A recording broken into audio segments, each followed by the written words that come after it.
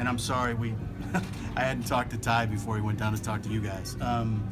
So the plan right now, we talked to Larry in the beginning about the possibility of using the D-League, and he was excited about that. We have a plan in place now where he's going to spend probably 2 weeks there on and off. He'll be with us tonight and Thursday at the games. I don't anticipate he'll play. We'll have him go down to Canton tomorrow after practice with us, get to meet some people, get to kind of get acquainted with that situation.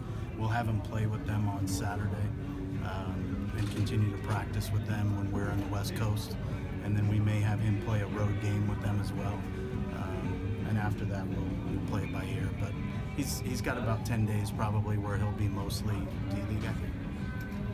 How big a loss was it when Bogut got hurt? I mean, you obviously thought he would carry it through the regular season and the playoffs. So how devastating was that? Yeah, it was a big loss. It was somebody that we really thought was going to be focal for us defensively. The fact that Andrew can screen and pass as well as he does really worked well with our offense. I know the coaches were excited about it, but at the same time, Larry was somebody that we would have brought in even with Andrew because he's somebody that we look at as more of a long-term play. So this just created that opportunity, I suppose, in that way, instead of doing it in addition to Andrew.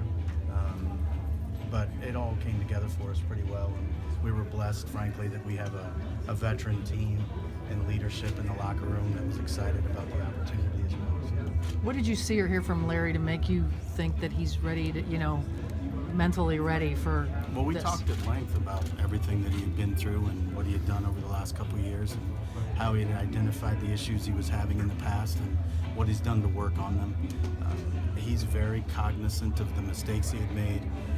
He's very aware of things he learned about himself that he didn't know, and he started acting on those things, and he knew exactly what he needed to do because he sought help. So we're excited about the possibility that this could be a good fit for him. We are not in a situation where we need him to save us. So we get to get what we can from Larry, and this is something, again, this is really about a long-term play. It's about having somebody that potentially has great upside and somebody that we're excited about, but not somebody that we need to count on today, so it's good. How much does it help him that he's played for Larry Drew and Jim Moreland? Oh, a lot. I think from a comfort level standpoint, it'll be a big deal for him. Ironically, he played with Andrew as well, so I think he did some social media shout-outs to Andrew and back and forth, but it was good. He had comfort level there, so it was important. Those coaches know what he is capable of, and they know what his strengths and weaknesses are, so I think you'll see Ty play to more of those strengths. So it could be a really good fit. And when if you give us your update on Kevin Love, when do you expect him to be playing? Yeah, so Kevin went through a 3-on-3 workout today. We'll see how that is received. Everything that happens for him is just a step in the process. Every next step you take in a rehab situation when you come back from surgery allows for the possibility of swelling and setback. It's just how it goes. That's why the timeline was what it was. So if he doesn't practice until the end of the week, that's fine. It's not something we would consider a setback. It's just what we anticipate. If he gets through it, he has no soreness, then we'll let him keep taking the next step all the way through, and we'll see what that means. But I would anticipate that he'll play sometime on the road trip. Griff, you mentioned this being a long-term play. What do you think you can get from Larry this year? I guess we'll see. I mean, it's really a function of how quickly things get picked up, and again, getting the rest of the roster healthy and having a rotation that made sense would help as well. It's really hard to know where somebody fits in when you are missing 2 starters that you anticipated. So obviously we're working JR back in. Then we lost Kyle as well. So it's hard to know right now where he fits in. We just know that there's a potential for some rim protection there. We envision ultimately that Tristan and Larry both allow for the presence of a defensive big to play along with Kevin and Channing. So again, the fit could potentially be really good, but we'll just see, where it goes from here in terms of everyone else's availability as well.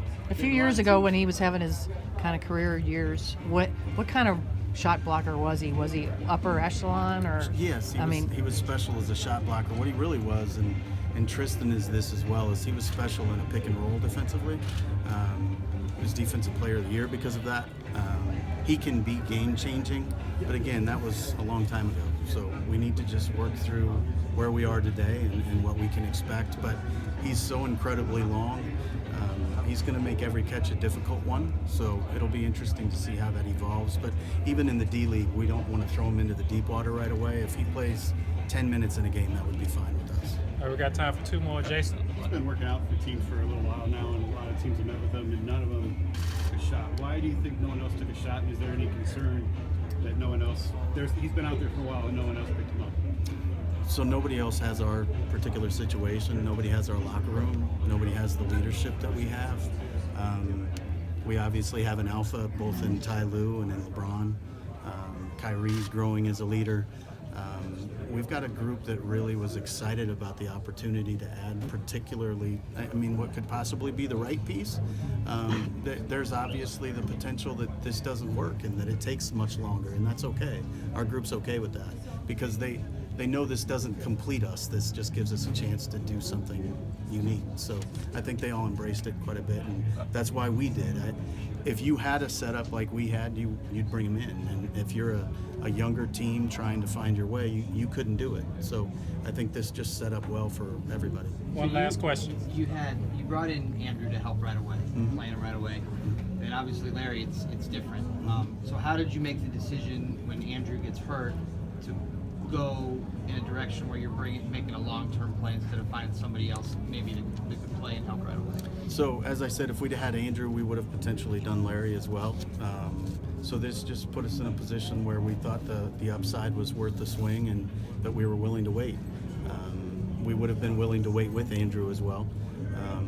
There wasn't any one particular person we thought was a better answer in the short term than he will be in the long term. So it's really just a risk-reward proposition and a timing thing. All right, One more. thank you. Real quick.